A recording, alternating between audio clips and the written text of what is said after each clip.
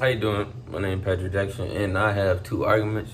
One of my arguments is rodeos, and one of my other arguments is animal abuse. My first argument to start it off is how rodeos use animals for entertainment and for content and views, like on how they will say how they work with the animal and everything like that.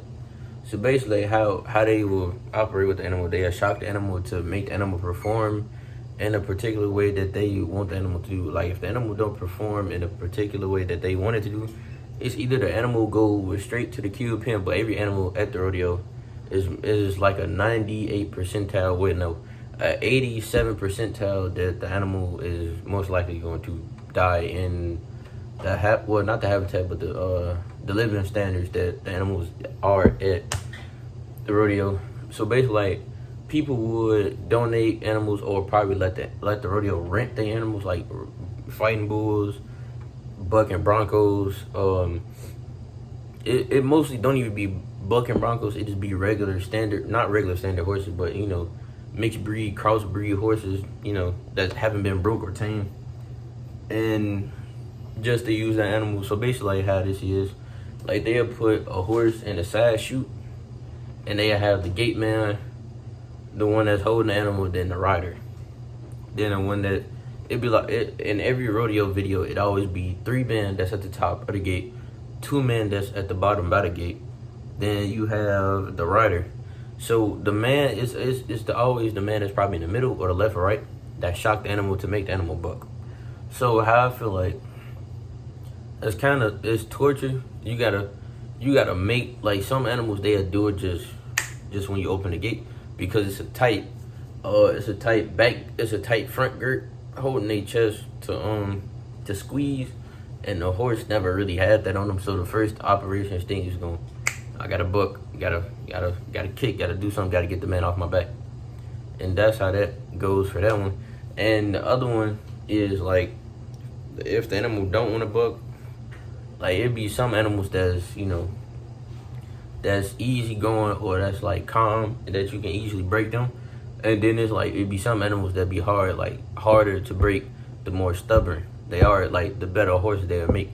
Like, I'm not, like, you can make any horse a good horse, but it's like, the stubborn ones is like really the most, like, the best ones, like the ones that say, okay, like, if I go somewhere and try to purchase a horse, and the ones that's like laying down and say, like, the owner say, oh, he ain't gonna do nothing, that's the best horse.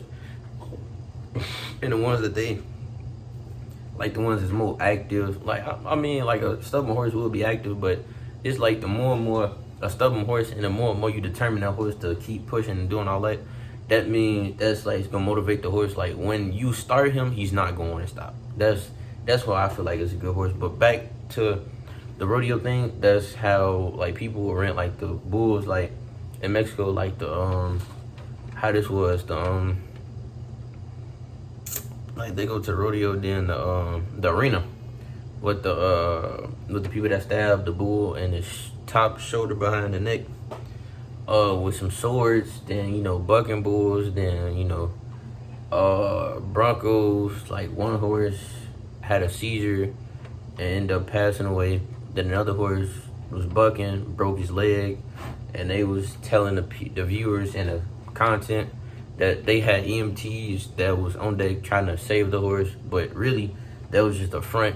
They was gonna take the horse back into the back and shoot it, or neutralize the animal with a .22 rifle, or send it to the kill pen, and they use a metal screw to put the animal unconscious, and they'll, like, clean the animal, well, yeah, basically, like, kill an animal and clean it when it's half alive, and ship it to people that eat horse meat, stuff like that. So it's like, people, like, they have horses, and then, like, they get rid of them because they don't want them. They be like perfectly fine colts, fillies, mares, stallions, geldings, and, like, Clydesdales, Tennessee Walkers,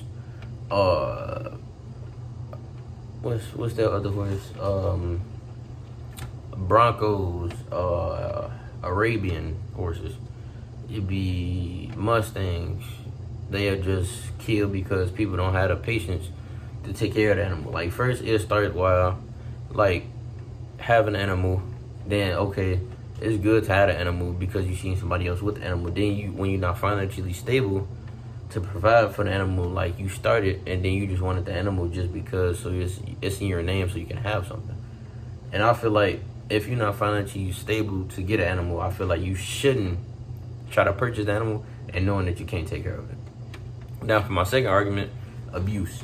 Abuse is another thing that I disown when dealing with horses. Now, a horse is always gonna need that discipline.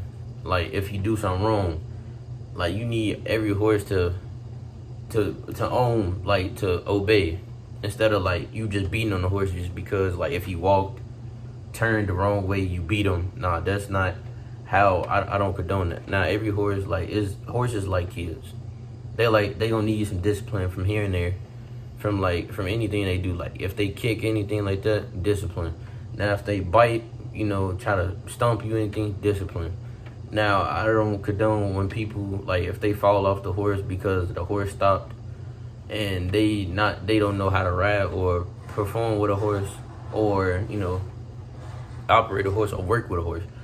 They'll get mad, they don't have patience, they'll just beat the horse just to beat them and stuff like that, and I feel like that's wrong. I don't condone the way people beating on animals, and I feel like it makes me mad to the point where like I feel like I could just take the animal from them and make the animal into my own possession, but I really can't do that because due to the fact that that's their animal and that's what they condone, and I just feel bad for the animal because I feel like the animal shouldn't really go through that because the owner don't know how to perform with a horse, how to train a horse, and he's less wise than anybody else that would try to train a horse.